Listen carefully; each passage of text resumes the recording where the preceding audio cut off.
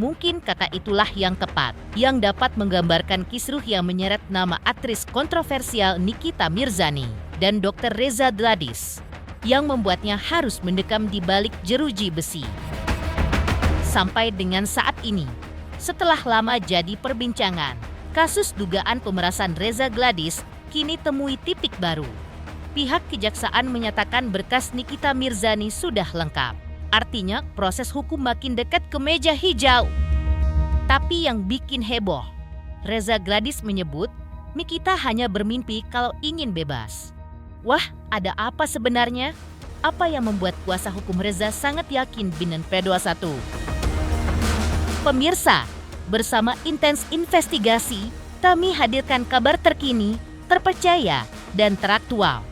Tetapi sebelumnya, jangan lupa untuk like, subscribe, dan juga share channel YouTube ini.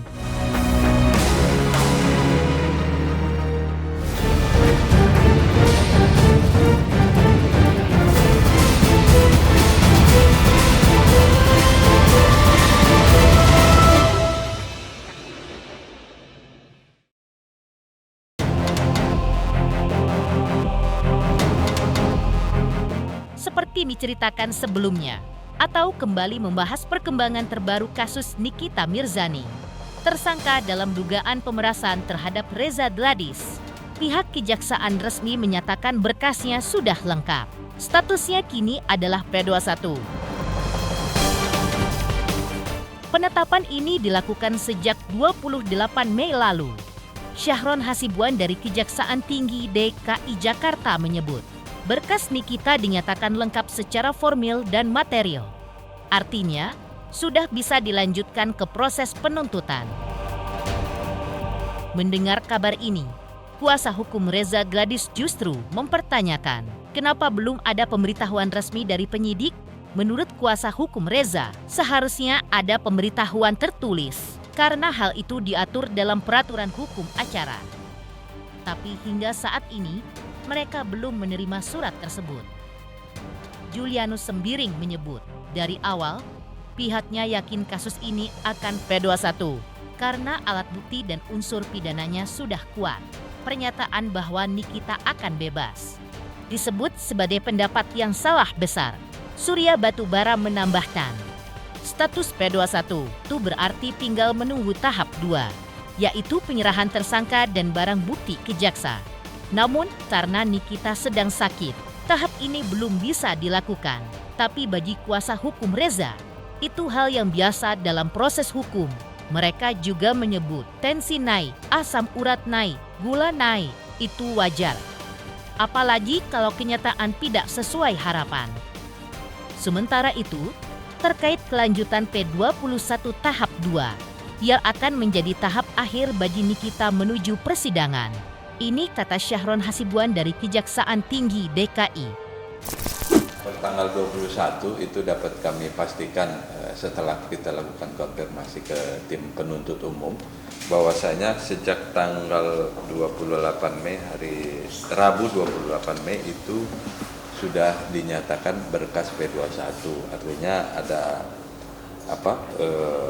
pernyataan dari JPU pada penyidik bahwa berkas lengkap secara material dan formil maupun material sehingga layak untuk dimintakan pertanggungjawaban atau disidangkan di depan majelis. Ya, yang sampai dengan sekarang kan kami belum dapat informasi dari pihak penyidik ya. Sebenarnya kalau dalam ketentuan hukum acara kan klien kami itu harus mendapatkan pemberitahuan melalui SP2HP, ya seperti itu. Ya baik dalam hukum acara, dalam Perkap 6 2019 itu diatur. Tapi sampai dengan sekarang itu kan tidak kami peroleh. Nah, jadi kalaupun dari awal kami sampaikan dugaan kami adalah merupakan obstruction of justice, ini semakin menguat kan. Jadi kalau dipertanyakan apakah kami kuasa hukumnya melihat ini seperti apa, ya kami anggap ini biasa. Karena kami anggap dari awalnya sudah terpenuhi. Seperti itu. Bahwa menyangkut P21 itu berarti Kejaksaan Tinggi DKI Jakarta telah menyatakan bahwa berkas itu sudah lengkap, itu pemahamannya. Jadi tahap 1 sudah lengkap, tinggal untuk selanjutnya pihak penyidik akan menyerahkan barang bukti dan bekas dan tersangka untuk dilakukan tahap kedua. Kalau menyangkut masalah tadi dinyatakan bahwa saudari NM sakit, ya wajar lah, karena harapannya tadi dianggapnya bisa tidak P21, ternyata P21.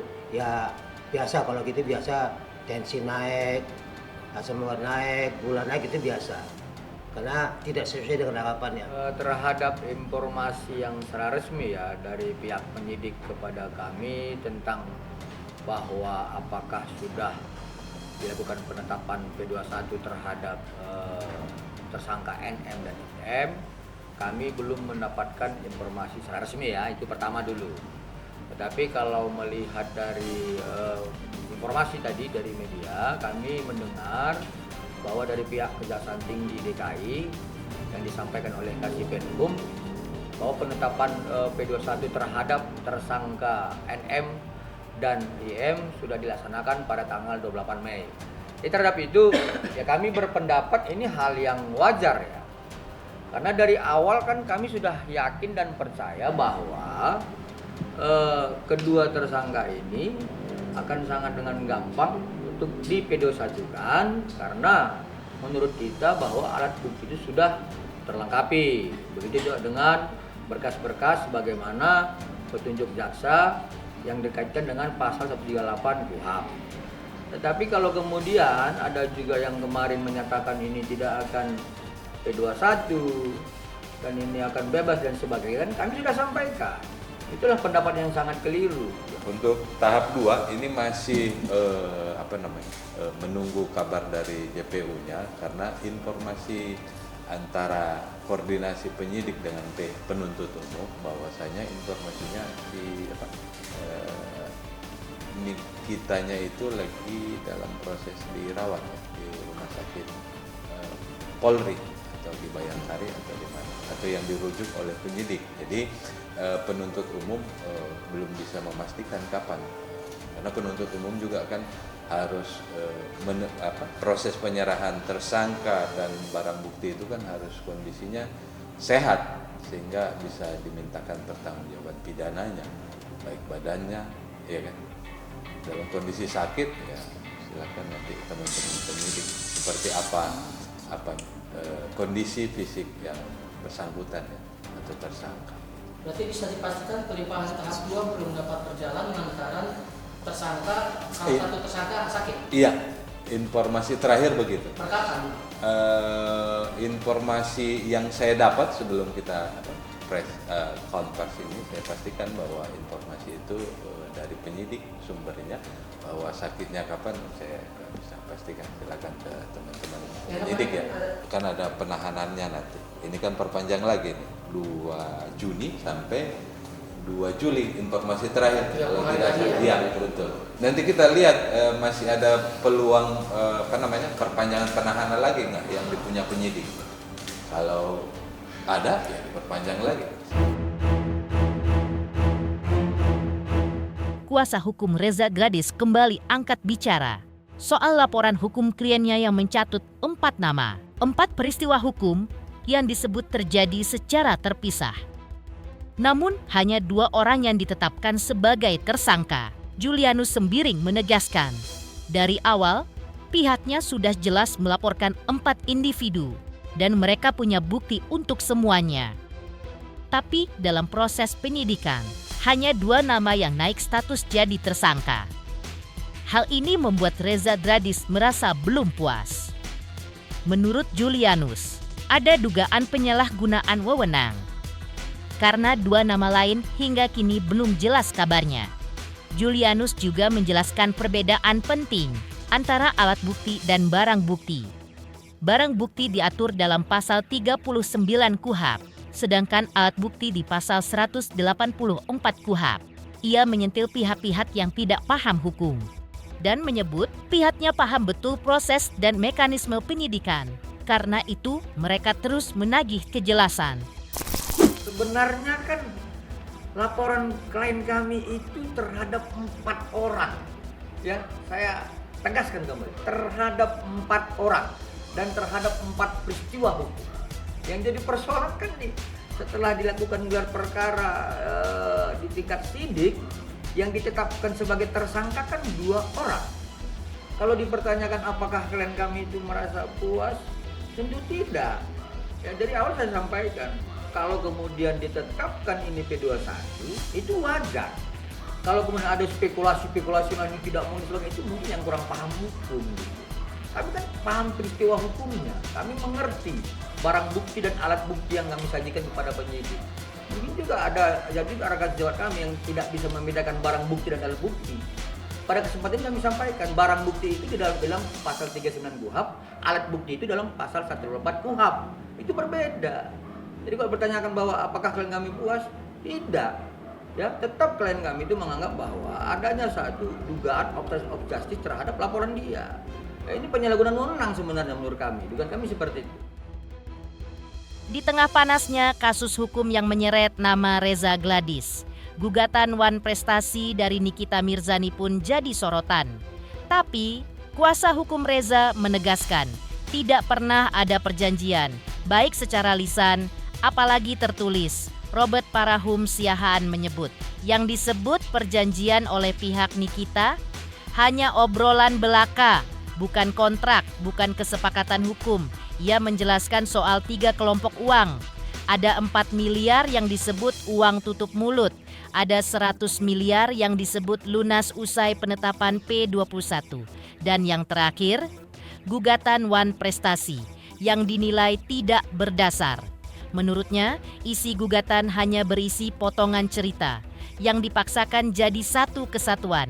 Mirip seperti potongan puzzle, yang kalau dipisah tak berarti apa-apa. Robert menambahkan, di pihak Reza ada Dr. Reza dan Dr. Mufin. Sementara di pihak Nikita ada Nikita dan Mail. Tapi semua masih belum jelas karena isi gugatan tak punya dasar perjanjian kuat. Mereka pun siap menantang balik. Buktikan semuanya di depan hakim. Karena tidak cukup hanya dengan bukti WhatsApp semata. Dalam kasus ini ada 3 kelompok uang, ya, selalu saya sebutkan. Kelompok pertama itu 4M, yang katanya uang tutup mulut, ya, Merasan. Pemerasan, ya. Itu yang sekarang tadi dibahas sudah menjadi P21, ya. Nah, kemudian ada lagi kelompok uang 100M, ya, dengan ditetapkan P21 ini berarti itu 100M-nya lunas. Ya, kan kemarin sudah saya bahas juga ya. Karena P21 berarti kan itu yang 100M-nya lunas. Ada lagi 4M masalah Wan Prestasi. Kami sudah selalu mengatakan bahwa tidak pernah ada perjanjian, baik tulisan baik lisan. Ya.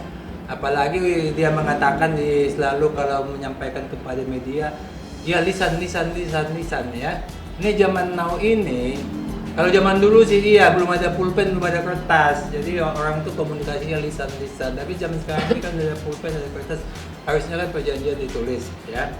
Nah, kami katakan tidak ada. Kemudian kami baca gugatannya. Dalam gugatan ini tidak jelas juga adanya perjanjian. Tidak ada. Yang ada adalah potongan-potongan cerita. Ya, potongan-potongan cerita yang harus dikumpulkan, disatu-satukan. Ya, jadi ini sebenarnya masih teka-teki, dalam gugatannya masih teka-teki. Kalau bahasa Bataknya itu pusel. Ya tahu pusel ya? Nah, itu bahasa Batak itu pusel itu. Jadi itu harus disusun supaya menjadi satu kesatuan. Dalam hal ini di pihak kami ada Dr. Reza, ada Dr. Mufid. Di pihak mereka ada Nikita, ada Mail. Ya, jadi 4 potongan lah yang saya ceritakan. Yang potongan-potongan lain nggak usah terlalu banyak. Potongan pertama adalah Dr. Reza dengan Nikita chatting WA. Ya, chatting WA. Nah, potongan kedua adalah Dr. Reza ada komunikasi melalui HP telepon dengan Mail. Ini potongan kedua. Ya. Potongan ketiga adanya Dr. Mufid dengan Nikita. Potongan keempat ada Dr. Mufid dengan Mail. Nah, inilah yang disebutkan di dalam gugatan itu 4 potongan ini. Masih ada yang kecil-kecil potongan-potongan, ya. Ini harus disatukan semua ini 4 potongan ini. Ya. Kalau ini dipisah tidak punya makna sama sekali. Kalau digabung-gabung juga maknanya juga nggak kelihatan, ya. Karena dikatakan perjanjiannya adalah antara Reza dengan Nikita. Lantas yang potongan 3 lagi ini apa namanya? Ya, ini yang dibilang adanya Dr. Reza dengan Nikita itu chatting-chattingan WA. Ya. Nah, jadi sekarang gini, saya kasih contoh lagi. Ini Pak Hakim ini WA-WAan ini janji.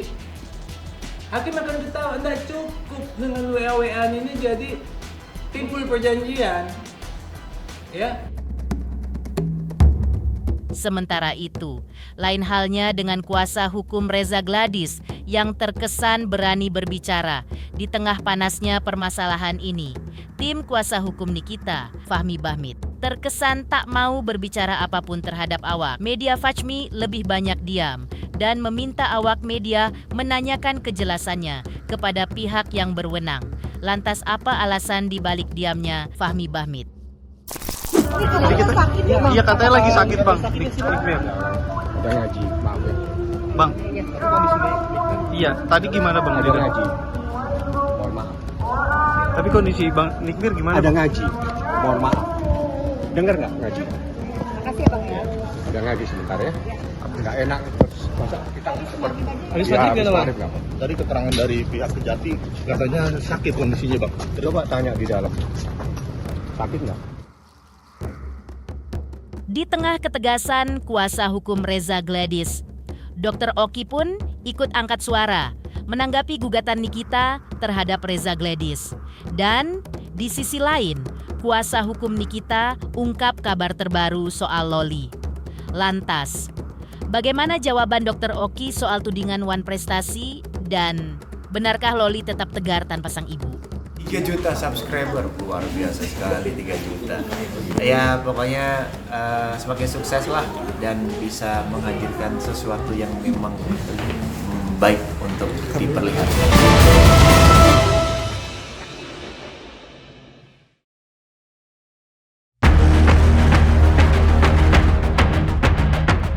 Sementara itu, seperti kita ketahui bersama, pihak Nikita Mirzani telah melayangkan gugatan perdata Wan Prestasi melalui kuasa hukumnya Fahmi Bahmid.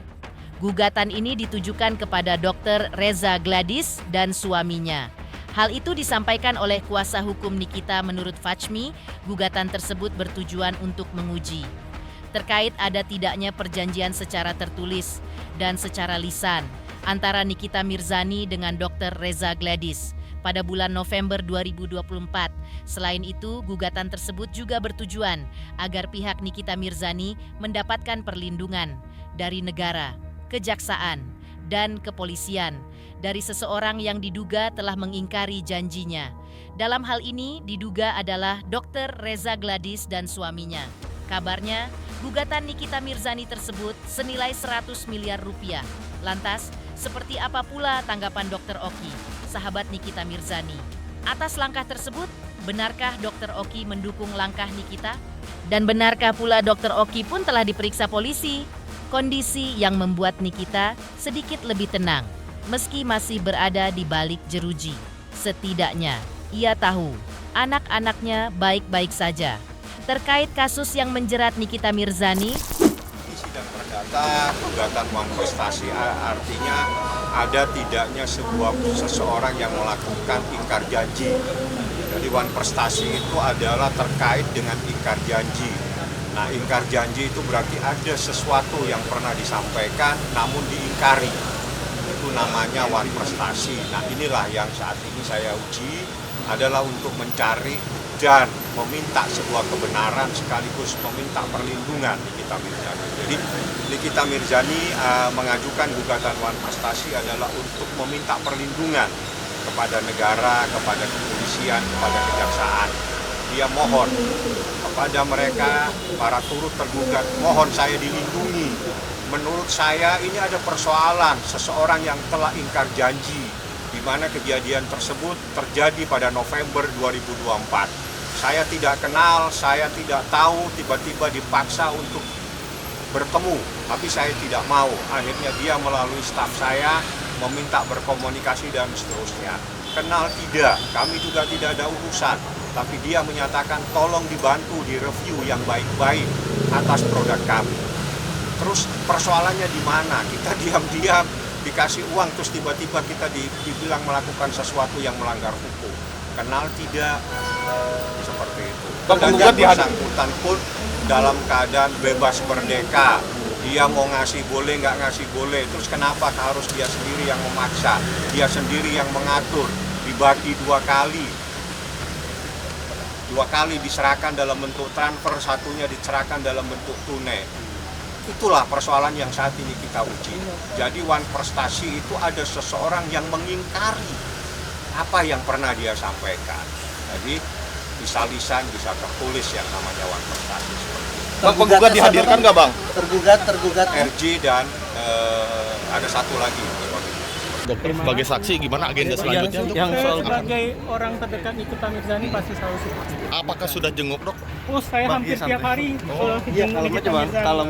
Kan dia mau ngomong. Sebagai saksi apakah sudah diperiksa Dok?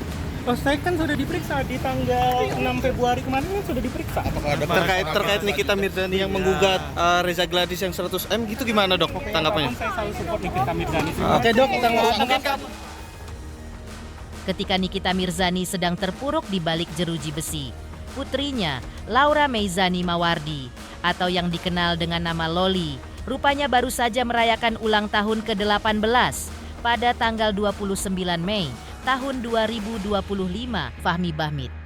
Selaku kuasa hukum Nikita, mengungkapkan mengenai momen haru saat Nikita yang tengah berada di tahanan, menyampaikan ucapan selamat ulang tahun untuk putrinya, sekaligus ungkapkan rasa syukur karena hubungannya dengan Laura kini semakin membaik. Namun di balik itu, tersembunyi rasa sedih yang mendalam karena Nikita tidak bisa merayakan hari bahagia itu bersama putrinya di dalam tahanan. Rasa rindu itu terus menggebu, terutama kepada anak-anaknya yang masih kecil. Fahmi Bahmid juga mengungkapkan kondisi terkini Laura. Menurutnya, Laura dalam keadaan sehat walafiat, baik secara fisik maupun secara psikis. Loli ulang tahun kemarin saya sudah ucapkan, yang lain-lain sementara saya belum bisa berkomunikasi ya karena saya lebih banyak di Jakarta. Nanti coba saya akan ketemu dengan dia. Saya akan berbicara lagi seperti apa karena sejak ada kejadian dengan Nikita jarang saya berkomunikasi ya karena saat ini dia dalam proses pembelajaran. Artinya dia melakukan pendidikan, memang dididik secara khusus, secara batinia maupun secara jasmania dia juga dilakukan pendidikan dan itu adalah keinginan Nikita Mirzani. Lain-lain saya tidak bisa menjawab karena saya tidak paham dan saya juga tidak tahu perkembangan yang terakhir. Yang jelas dia genap berumur 18 tahun seperti itu. Untuk kondisinya sendiri Bang saat ini sehat walafiat, informasi yang saya terima sehat, ada masalah secara psikis dan fisik nggak ada masalah, dia sehat-sehat walafiat. Kasus hukum yang melibatkan Nikita dan Reza Gladys memang masih jauh dari kata selesai. Lantas, praktisi hukum Niko Kili-Kili angkat suara. Ia akan kupas tuntas posisi hukum gugatan Nikita. Benarkah ini sekadar narasi tanpa dasar hukum kuat? Apa kata Niko soal bukti-bukti yang selama ini disebut cuman potongan cerita? Dan mungkinkah gugatan Nikita bisa dimentahkan di pengadilan?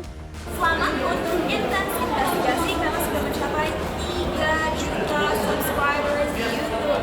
Sukses selalu dan all the best.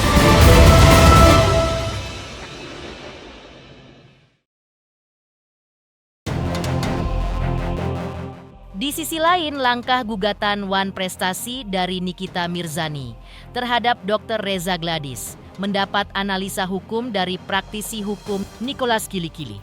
Seperti diketahui, pihak Nikita Mirzani menggugat Dr. Reza Gladys sebesar 100 miliar rupiah dengan tuduhan Wan Prestasi menurut Nicholas Kili-Kili. Langkah Nikita Mirzani tersebut seakan lucu-lucuan di panggung hukum Indonesia. Pasalnya, menurut Nicholas Kili-Kili, ini baru pertama kali terjadi di Indonesia. Orang digugat tanpa adanya perjanjian sebelumnya.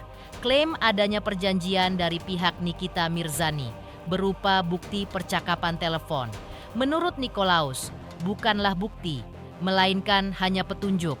Yang namanya perjanjian, menurut Nikolaus, adalah adanya surat perjanjian yang disepakati kedua belah pihak, tertera nama kedua pihak, yang dibubuhi tanda tangan persetujuan dan disahkan dengan adanya materai. Justru menurut Nicholas Kilikili, adanya percakapan telepon dari Nikita terhadap Dr. Reza Gladys. Petunjuk adanya dugaan pemerasan dan ia menilai gugatan Wan Prestasi dari Nikita terhadap Dr. Reza Gladys hanya bargaining power belaka. Baru pertama kali terjadi di Indonesia seperti ini ya, bahwa tidak ada perjanjian di antara kedua pihak, tetapi malah orang digugat di pengadilan. Ini aneh bin ajaib bagi saya. Jadi ada dalam istilah hukum itu fakta super sandap. Perjanjian dibuat untuk ditaati. Nah ini perjanjian apa yang dibuat? Nggak ada perjanjian dibuat. Apa yang mau ditaati sehingga mau digugat? Jadi saya melihat agak lucu. Ini pertama kali terjadi di Indonesia saya lihat. Lucu-lucuan jadinya, ya kan? Nah akhirnya kita ini belajar hukum nanti kita diketawain orang, ya kan begitu. Maksudnya ada perjanjiannya atau tidak, perjanjiannya di mana, tinggal dibuktikan. Dan saya yakin kalau kasus-kasus begini, sidang tetap karena pengadilan namanya gugatan begitu dia harus terima. Tapi tetap hakim akan putus. Saya yakin ini pasti ditolak. Ditolak gugatannya. Iya. Jadi ada tergugat 1, 2, 3 kan begitu. Nah, mungkin tergugat satunya datang, tergugat 2, 3-nya nggak datang, sehingga sidang ditunda. Nanti berikutnya setelah lengkap sidang dilanjutkan lagi. Tapi kalau tuntutan 100 miliar itu, kalau seandainya pengadilan itu bisa memutuskan bahwa oh ini benar, ini yang mereka tuntut ini sesuai dengan pendapatan Nika Mirjani, terus gugatan mereka diterima, mungkin saja 100 miliar itu bisa jadi pertimbangan hakim untuk ini. Tapi bagi saya ini lucu aja. Saya yakin kasus model begini kan pernah terjadi di Indonesia. Nggak ada perjanjian, nggak ada kesepakatan, terus kita main gugat orang hanya melalui telepon-teleponan begitu. Terus itu bukan suatu barang bukti, tapi itu merupakan petunjuk saja, tapi bukan suatu barang bukti. Itu menurut kacamata hukum saya seperti itu. Oke, berarti yang dikatakan perjanjian itu? Kalau saya lebih ke pemerasan. Iya, benaran. Karena perjanjian itu kan yang lazimnya di Indonesia ini selama ini kan ada meterainya, ada saksi-saksinya, siapa saksinya, siapa yang jadi saksi, terus perjanjian antara pihak pertama, pihak kedua, para pihaknya siapa, semuanya itu jelas tertulis di perjanjian itu. Tetapi kalau hanya by telepon, by handphone, saya kira nggak kuat, secara hukum nggak kuat kalau dijadikan bukti ya.